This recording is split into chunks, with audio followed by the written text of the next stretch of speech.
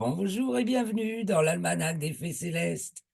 Je suis Clément Rion, animatrice astronomie et astrologue, et je suis ravi d'être avec vous pour les commentaires astrologiques pour la période du 24 février au 3 mars 2024, la troisième phase de la deuxième lune d'hiver nord-été-sud, donc de la pleine lune le 24 février à 13h30 au dernier quartier le 3 mars à 16h23. Donc nous allons regarder de près les thèmes de ces deux constitutions universelles, puisque les instants de phase lunaire, de même que les entrées, les moments des équinoxes et des solstices et les entrées du soleil dans les signes du zodiaque, c'est ce qu'on appelle des constitutions universelles.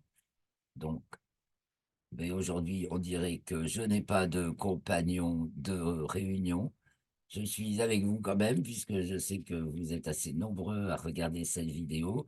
Je vous en remercie. Ben, n'oubliez pas de mettre un pouce hein, si vous aimez, vos commentaires et vos questions. Et vraiment, n'hésitez pas, car on peut rebondir.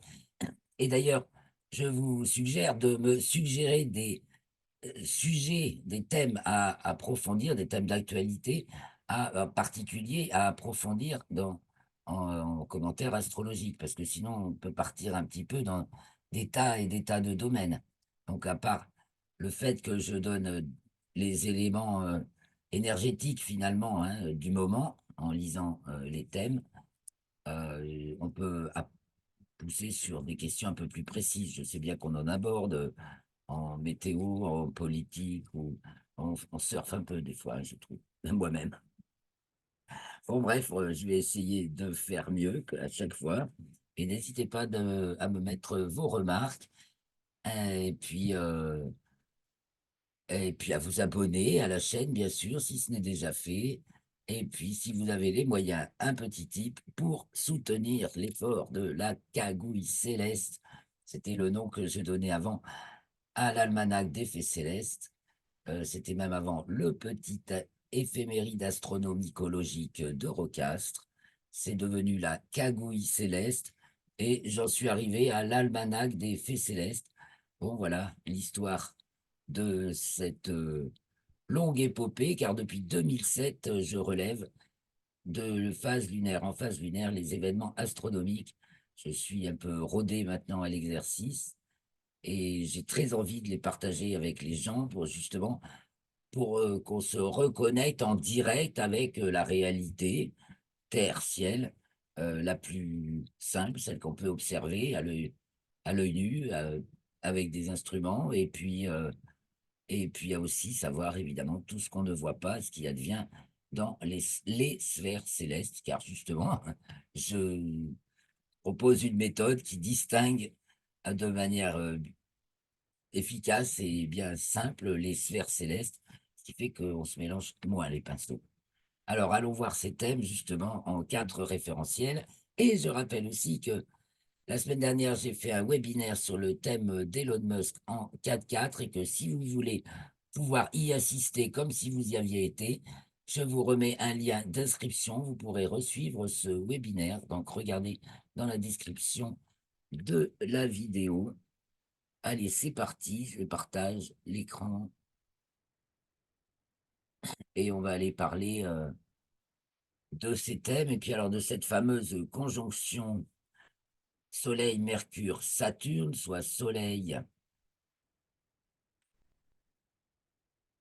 Mercure qui est en conjonction supérieure, donc pleine Mercure, et Saturne conjointe au Soleil, donc c'est Soleil plus rapide en sphère géocentrique, conjoint Saturne, hein, là on est dans les mouvements apparents, mais en réel c'est la même chose. Voyez, on a, alors ça va se retrouver dans les thèmes, alors ici c'est 4 jours avant, c'est le 24, donc Mercure, Soleil, Saturne. Vous remarquerez qu'en ce moment, toutes les planètes sont directes. C'est Mercure qui ouvrira la première les rétrogradations le 21 mars, me semble-t-il. Et puis après, on aura Saturne début mai. Attendez, pendant qu'on y est, regardons. Yes. Non, c'est début avril. Tout le monde est direct jusqu'au 1er avril. Le 1er avril, Mercure entre en rétrogradation. Et puis, Pluton, ce sera le 2 mai.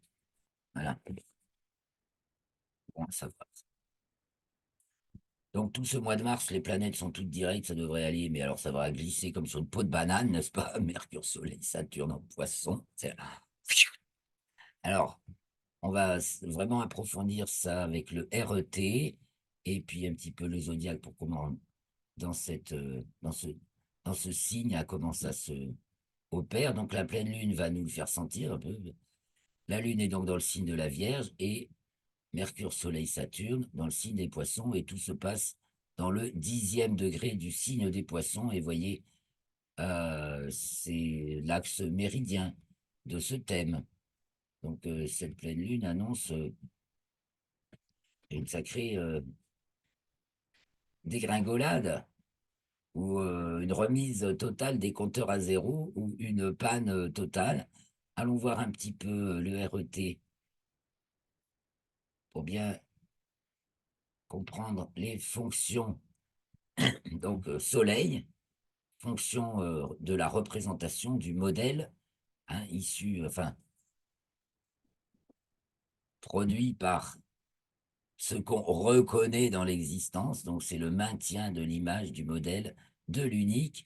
Et puis, on a Mercure qui descend jusqu'au pôle transcendance, donc Pluton, fonction Pluton, maintien de la transcendance, pouvoir de la transcendance, et Saturne qui passe du niveau existence, donc là c'est ici, c'est à l'échelle de l'être qui est considéré, donc là en l'occurrence nous et nos semblables, plan de l'existence, donc le réel au présent, et puis on creuse, on réfléchit, on y passe du temps et on comprend des trucs. Ça, c'est Saturne, c'est l'apprentissage par l'expérience. Mercure, c'est l'apprentissage par la répétition ou la découverte. C'est d'abord la découverte de choses inconnues et aussi ça peut être la répétition justement pour faire rentrer quelque chose. C'est la dispersion des images, des mots. Donc ça peut être retourné, ça peut être transformé, ça peut être tra- travesti. Il peut y avoir de la trahison avec Mercure et Saturne. C'est vrai on est en plein dans l'histoire Navalny, là, qui était en fait payé par la CIA, bon, qu'on veut accuser Poutine d'être à l'origine, c'est comme Nord Stream, d'être à l'origine de son décès. C'est certainement pas son intérêt à Poutine, donc c'est pas trop de son côté qu'il faut chercher. Mais on voit beaucoup de trahisons. Ce Navalny était quelqu'un d'impliqué dans beaucoup de trahisons, d'ailleurs. Et puis alors, comment on utilise et falsifie cette histoire pour charger Poutine à tort, euh, est assez spectaculaire, mais de plus en plus spectaculaire. Alors, qu'est-ce qui va se passer avec Soleil, Mercure, en pleine Mercure? Donc, bah, ça mériterait de retourner voir l'entrée, la dernière conjonction inférieure de Mercure, qui a eu lieu le 22 décembre, donc pour le solstice d'hiver. La période a été longue car elle était à son élongation ouest maximale en janvier. On l'a très bien vu en janvier, Mercure dans le ciel du matin. Et depuis le fin janvier, elle n'est plus du tout visible. Quant à Saturne, elle n'est plus visible non plus, puisque les deux sont maintenant alignés avec le Soleil. Donc, je reviens un peu sur les thèmes, et c'est très intéressant d'approfondir sur ces deux planètes. Et en plus, donc, ça se passe dans l'axe très pur, Vierge, Poisson, où on est dans la moulinette de tout ce qu'on finit d'évacuer. Donc, Mercure et Saturne nous parlent d'évacuer, évacuer des idées, évacuer des expériences, c'est évacuer nos... Alors, d'un point de vue personnel, je pense que ça va bien nous aider à évacuer toutes nos vieilles pensées, nos anciens paradigmes, toutes les conceptions erronées qui peuvent nous entraver pour, euh, pour aller de l'avant. Là, actuellement, on est fortement sollicité à aller de l'avant avec Jupiter et Uranus. Bon, Jupiter et Uranus en taureau, alors un petit coup d'œil au RET pour Jupiter et Uranus. Je vous la fais presque à toutes les fois, mais c'est fait exprès, petit à petit, vous vous familiarisez avec cet outil merveilleux qu'est le RET.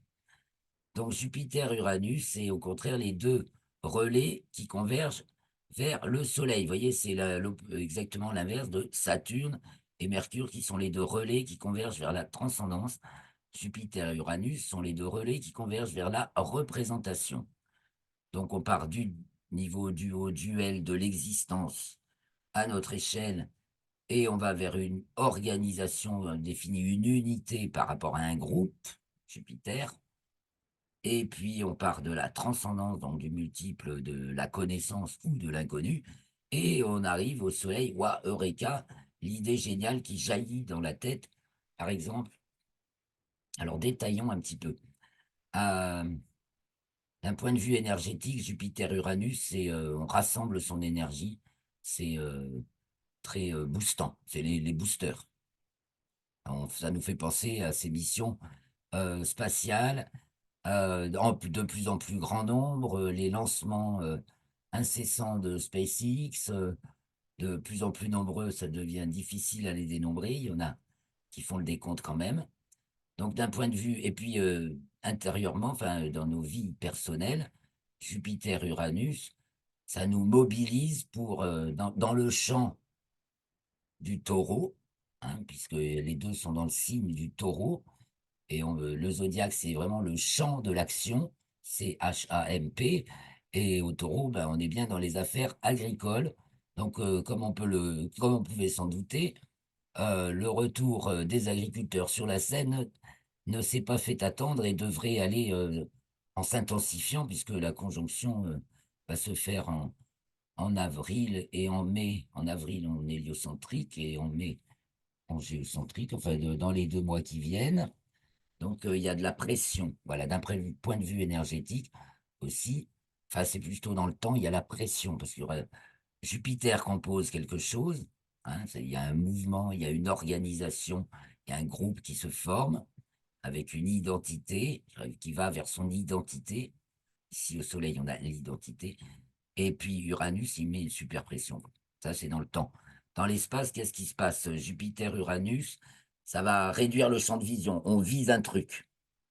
Voilà. Ça tombe bien, taureau. Alors ça, là, vraiment, on peut tomber dans des ornières. C'est pour ça qu'on peut mal, hein. C'est pour ça qu'on peut y voir aussi les forces nasillardes. Nazes. Non. Mais il n'y a pas que ça pour expliquer cela. Euh, mais il y a une mobilisation des énergies pour une élévation et des groupes qui se forment. Donc, dans le temps, on a dit que ça mettait la pression, hein. Voilà, avec Uranus, il y a un peu de stress, il y a une super pression. Et d'un point de vue structurel, on met de l'ordre, hein. Jupiter et Uranus vont tendre vers un nouvel ordre. Mais justement, on est en train de déconstruire. Alors là, ce 28 février, dans le 10e degré du signe des Poissons, où doit naître mon 3e petit enfant, un petit garçon. Eh bien, c'est la... On enlève toutes les peaux des bananes. Et attention à pas glisser dessus. Je reviens vers les thèmes. Alors, le thème, donc, Dieu, la pleine lune, qui se lève donc quand le soleil se couche. Eh bien, donc, on a tout pour chez nous. Alors, à part la lune ici, en pré-contact, en vierge, en 3. Donc, ben, on s'attend, on se prépare, on est dans l'attente de quelque chose de précieux. On ne sait pas quoi. Enfin, quelque chose de précieux, justement, en lien avec des découvertes, des révélations et du nettoyage de cerveau. Ça marche dans les deux sens, hein. Et l'opposition est justement détendue par Jupiter. Donc il y a des bonnes formes d'expression quand même qui permettent de pas se laisser, de pas glisser sur les peaux de banane. Parce que, je rappelle, ça fait vraiment très peau de banane cette configuration. Mais le thème est fort dynamique, vous voyez, à part cette détente par Jupiter de l'opposition majeure du thème, qui est en plus dans l'axe méridien. On a une petite figure tensionnelle par Neptune, demi-carré, Vénus-Mars, qui sont conjointes. Elles étaient conjointes en géocentrique le 22. Elles sont conjointes également. Elles vont être conjointes aussi en héliocentrique la semaine prochaine. C'est dans pas longtemps, mais c'est autour du 10-11 mars, là. C'est assez impressionnant. Le 12 mars, entre le 10 et le 12 mars, on a plein de configurations aussi spectaculaires. Eh bien, on a entre autres, je vous parlais d'avril, mais non, c'est mars-avril. En héliocentrique, c'est le 12 mars que Jupiter est conjoint à... Non, c'est bientôt, mais alors des fois, je ne retrouve pas les dates. Les... Surtout en hélio, hein, c'est moi qui les trouve tout seul. Donc, si c'est bien début avril encore, le 2 avril, on a plutôt qui rentre dans le signe du Verseau, c'est plutôt que j'ai oublié de les noter en hélio, hein, parmi de l'héliocentrique. Donc, je vais les retrouver, c'est très bientôt, forcément. Jupiter, je vais les retrouver dans l'article. Ça vaut le coup. J'arrête le partage une seconde pour chercher la date de cette conjonction Jupiter-Uranus. Donc,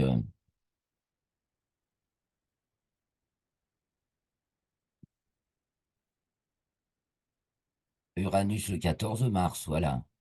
Ça va être une triple conjonction. Alors, je peux revenir vers vous et repartager mon écran.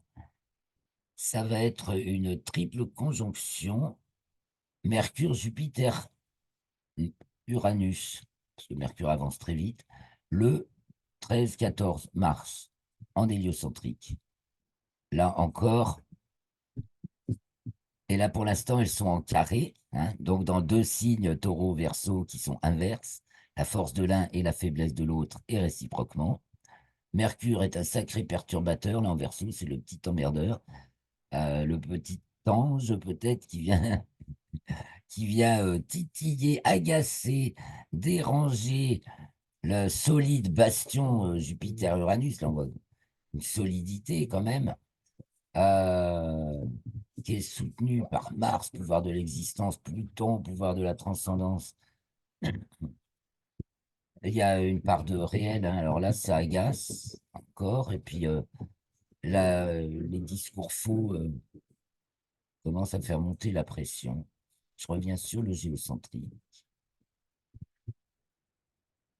Je reviendrai peut-être à nouveau sur l'héliocentrique.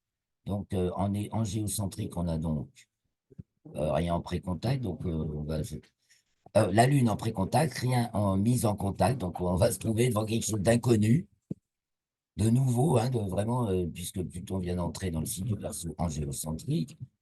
Et puis, Vénus-Mars, une fraternité. Là, il y a les gens. Hein. Là, on voit les gens.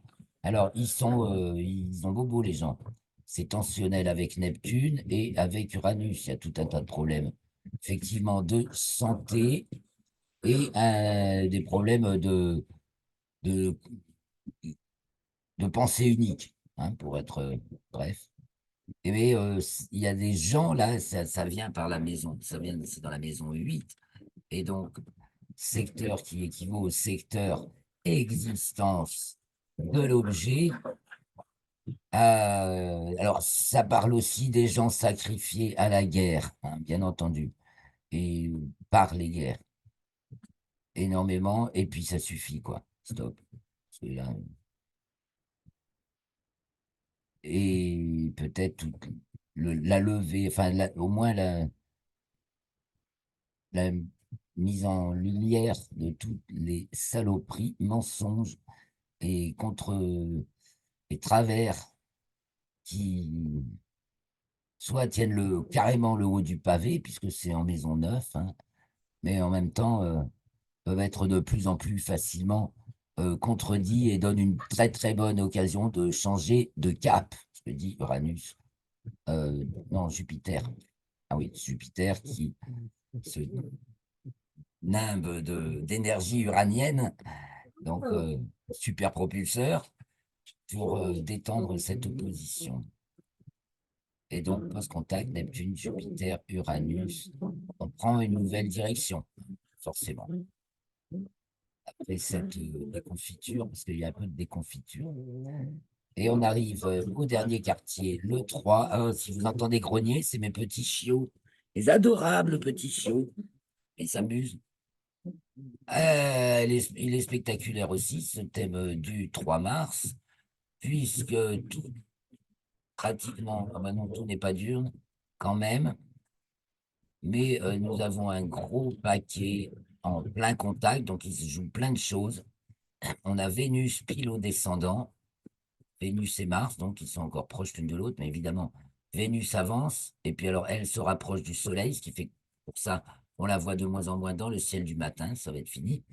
Tandis que bah, le Soleil avance plus vite que Mars, donc l'écart entre le Soleil et Mars est de plus en plus important, et donc on verra de mieux en mieux Mars, mais qui brille tellement moins que Vénus, que, évidemment, pour l'instant, cette semaine, vous voyez, les deux sont... on est dans la bascule entre, visuellement, c'est ça, c'est l'astrologie sentie, vécue par l'astronomie. Visuellement, on les a côte à côte dans le ciel du matin, les derniers instants de l'aube.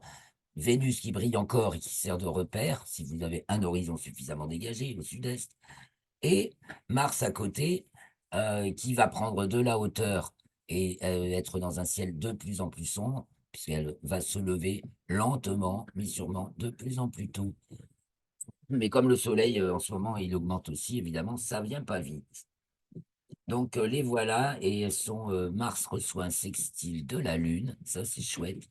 Donc, il y a des belles paires pour l'avenir qui peuvent se former, hein, Lune Sagittaire et Mars Verseau, et puis Vénus. Vénus qui fait un carré à Uranus, tandis que Mars en fait un à Jupiter. Donc, on a un peu la tête à l'envers, là, hein, ça se coule. On ne sait plus à qui se vouer, à quel saint se vouer. Et alors, il nous arrive tout un tas de déconfitures. Ben, le sort nous envoie tout un tas encore de pots de banane et de déconfitures, hein. Il y a un malaise, ça c'est sûr, il y a du malaise. Et alors, il y a de la prise en main, là, par qui, voilà. Jupiter faisant un sextile à Saturne et Uranus en faisant un au Soleil. Ah ben là, c'est de la prise en main efficace avec Jupiter et Saturne, et avec poigne, avec Uranus et le Soleil. Voilà ce que je peux en dire. Au niveau météo, à propos cette configuration Mercure-Soleil-Saturne, vous remarquerez qu'entre le 24, Mercure-Soleil-Saturne, vous voyez bien l'ordre, et le 3 mars, Saturne, Soleil, Mercure. Voilà, Mercure a doublé le Soleil et Saturne, et le Soleil a doublé Saturne. Voilà l'ordre nouveau. Il y a aussi, ça se voit dans ça se voit là. Donc, et l'ascendant est en Lion, donc il y a un caractère exceptionnel à ce moment, et on a de nouvelles figures. Bah, c'est peut-être notre agriculteur, je me souviens, Béraud, qui fait le haut du pavé médiatique qui crève toutes les chaînes de télé, hein. Enfin, la dernière fois. En tout cas, il est très représentatif d'un vrai mouvement. Voilà. Maintenant que petit à petit, on dégomme toutes les arnaques. Parce qu'il y a le dégommage de l'arnaque, et puis ça fait beaucoup de gens dans l'errance, dans l'hésitation, tout est remis en question, évidemment. On peut revenir, alors, un peu sur les lios, parce qu'on voit que dans ce dernier quartier, on a un magnifique grand trigone, donc de Jupiter et d'Uranus qui sont très serrés, là, donc la force est puissante, hein.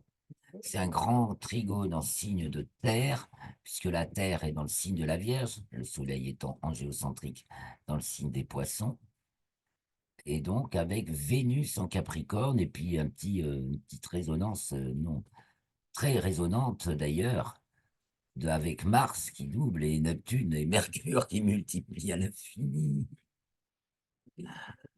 En Poisson, donc quelque chose de très, très, très bénéfique d'un point de vue concret, hein, et spatial, dans l'espace. Parce que le signe de Terre, en fait, ça définit l'espace. Ça correspond dans la carte feu, les quatre éléments, feu, terre, air, eau.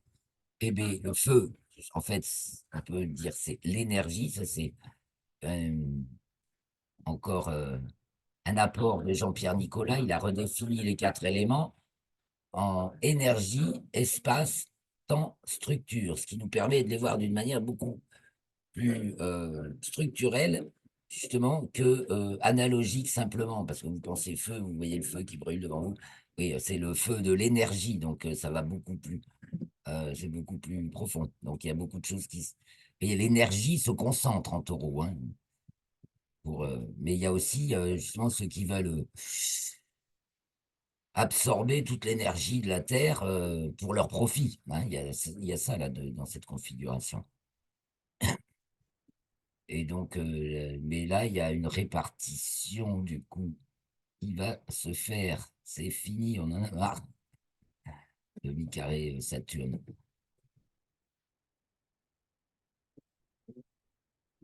Donc, on peut penser à un nouvel équilibre également où la concentration de l'énergie dans les pattes de rarissimes privilégiés, n'est-ce pas, ben, se voit partagée et distribuée, hein. Neptune, Mercure, parce que Mercure, à ce moment-là, le 3 mars, est conjoint à Neptune en héliocentrique, multipliant à l'infini et dans tous les registres ou longueurs d'onde, dans tous les domaines, euh, se partage. Donc, ça peut être une pluie de bienfaits. Et des fois, c'est aussi, alors ça dépend dans quel sens on le voit, évidemment, on peut se dire aussi une pluie de, par exemple, d'effets secondaires, là, qui deviennent retentissants, hein, et qui mettent aussi à plat une vérité qui échappe maintenant à peu de gens concernant la nocivité des inoculations, parce que tout ça, là, quand même, on va parler d'un axe de santé médicale, soins, hein, dans la Vierge, c'est l'axe Vierge-Poisson. Et là, on est du côté spirituel avec les poissons. Donc, tout ce qui travaille là, ça travaille énormément d'un point de vue spirituel. C'est bien le travail que fait Saturne. Et donc, on est en plein là avec cette magnifique, exceptionnelle, hein, conjonction Soleil, Mercure, Saturne. Parce que pour que ça tombe en même temps, une conjonction supérieure de Mercure et la conjonction du Soleil à Saturne, bah, c'est pas tous les 4 matins. Ça mériterait de rechercher un antécédent pour avoir quelques exemples de précédents. Voilà. Et évidemment, ce ne sera pas, sans doute pas dans le même signe, et donc ça donnera une autre couleur, mais justement, on peut comprendre la dynamique. Ben, mes chers amis, ça en fait des choses pour cette semaine. On peut revenir un petit peu sur la pleine lune, l'entrée du soleil en Poisson, où tout se passe justement en nocturne. Et donc, ça veut dire que le travail est intérieur, hein, et ça se passe à la maison, pour dire vite fait. Et puis, le premier quartier, le 16 mars, on avait des Plutons entre Vénus et Mars, conjonction Vénus-Mars, premier degré du Verseau avec Pluton.